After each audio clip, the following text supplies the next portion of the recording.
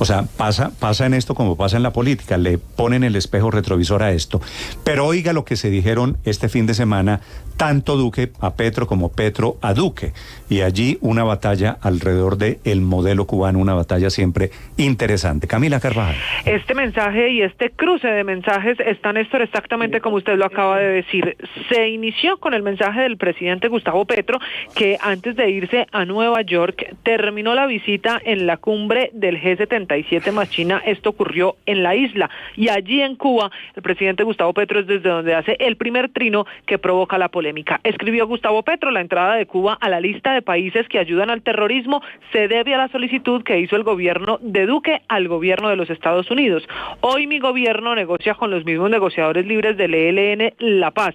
En consecuencia, la traición de Duque, que quería traer de nuevo a Colombia a los negociadores del proceso, va a empeñar la palabra del gobierno de Colombia, es que la mayoría de medicinas que se necesitan importar para la vida de niños y niñas no ha podido entrar a Cuba. Es decir, lo que escribe Gustavo Petro, el presidente de Colombia, es que producto de la insistencia de Colombia en la época del gobierno Duque para que Cuba volviera a la lista de países del terrorismo, es que en Cuba hacen falta, por ejemplo, medicinas para los niños. Responde de inmediato el expresidente Duque desde Colombia, dice que la dictadura de Cuba patrocina al terrorismo, a los patrocinadores de siempre y asimismo al terrorismo del M-19, las FARC, el ELN y entre otros. Y dice además, le recuerda al expresidente Duque al presidente colombiano que fue Cuba el lugar donde planearon el atentado a la Escuela General Santander. Acuérdese usted, la que deja 22 cadetes muertos, que por eso la justicia ha procesado a los cabecillas y ha exigido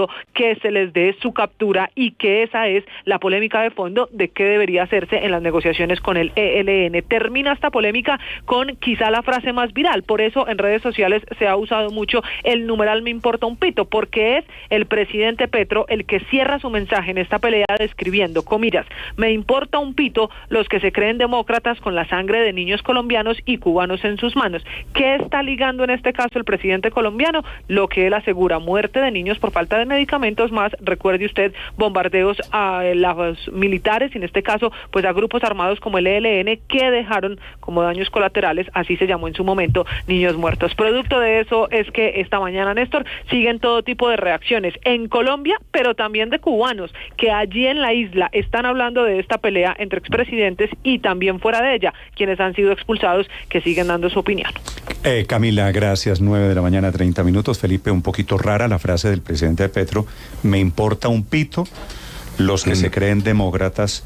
Bueno, yo no tengo mis manos manchadas de sangre, pero no me impide ver que hay que repudiar las dictaduras, Felipe, las de derecha, la de Pinochet, pero también las de izquierda. Es decir, no es que si uno ataca una dictadura tenga las manos untadas de sangre, como dice la caricatura. Llamó mucho la atención la hora en el que el presidente publicó ese trino, ¿no? Fue pasada las 12:30 de la madrugada, ¿no? ¿Y eso qué quiere decir, Felipe? No, pero está en Nueva York. No. Ya estaba en Nueva York, ¿no? Por eso, pero Nueva York al contrario es una hora más. Pues por eso, una ciudad que no duerme. El presidente estaba disfrutando de la oferta cultural de Nueva York. Estuvo en un acto cultural, en Broadway, ¿no? En el Moulin Estuvo en Rouge. Broadway. Claro, estuvo en Broadway. 9:31 a.m. Le responde al presidente Petro un cubano, Félix Llerena, que dice: Gustavo Petro, te habla un cubano nacido y criado en Cuba. Señor Llerena, buenos días.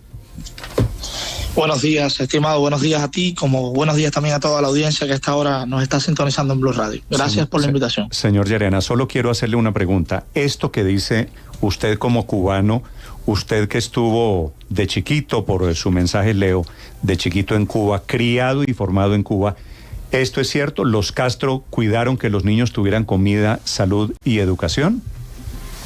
Mira, es una vergüenza, y para mí como cubano es una ofensa este pronunciamiento del presidente Gustavo Petro, precisamente porque no solamente está legitimando a una dictadura, la más larga dictadura que tiene este hemisferio, sino que además está blanqueando una dictadura que se ha dedicado a asesinar, a acabar con la infancia en Cuba, no solamente a asesinar niños, como lo hizo el 13 de julio de 1994, en el hundimiento del remolcador 13 de marzo, y te pudiera hablar de los cientos y cientos, yo diría miles, de jóvenes cubanos que fueron fusilados, que fueron eliminados precisamente por su ideología política, porque sencillamente queríamos una Cuba y queremos una Cuba democrática, libre, lo mismo que tiene Colombia. Pero lo que más me indigna, lo que más de verdad me molesta, es que el presidente de Colombia defienda la dictadura, que lo único que ha traído a Colombia misma, a la misma Colombia, ha sido guerrilla, ha sido narcotráfico, ha sido muerte, ha sido los niños que estas guerrillas han capturado. Y eso para mí es indignante. Si me permite, quisiera preguntarle a ustedes, simplemente con la experiencia de un cubano, criado, ¿en dónde vivió usted? En La Habana, me imagino, ¿no? Correcto. En La Habana, ¿esto es cierto? ¿Los niños en Cuba tenían salud, educación, tenían los servicios del Estado, como dice en su mensaje el presidente Petro? Eso es una mentira tan colosal como todas las cosas que siempre ha dicho el presidente, pero específicamente con esto, es una mentira clara. Ningún niño cubano evidentemente ni tiene comida, ni tampoco tiene salud, ni tampoco tiene una educación gratis, como siempre la propaganda del régimen cubano vende. Óyeme, nosotros los niños, nosotros los cubanos, cuando somos niños, lo que nos enseñan primero es escribir con la R de revolución, con la F de Fidel. Sí. Decir que un fusil bueno en manos buenas es bueno. Eso es un texto en el libro de enseñanza de lectura para un niño de 6 años.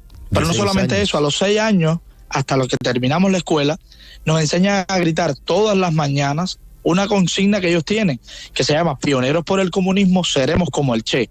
Y así sucesivamente, porque en Cuba además la única enseñanza permitida es la del régimen cubano. En Cuba no hay escuelas, ni privadas ni de otro tipo de educación.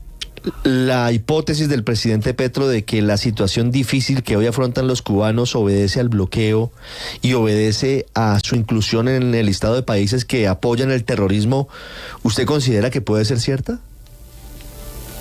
Mira, cuando evidentemente los regímenes no tienen más nada que buscar, pues se enganchan, por supuesto, de una justificación.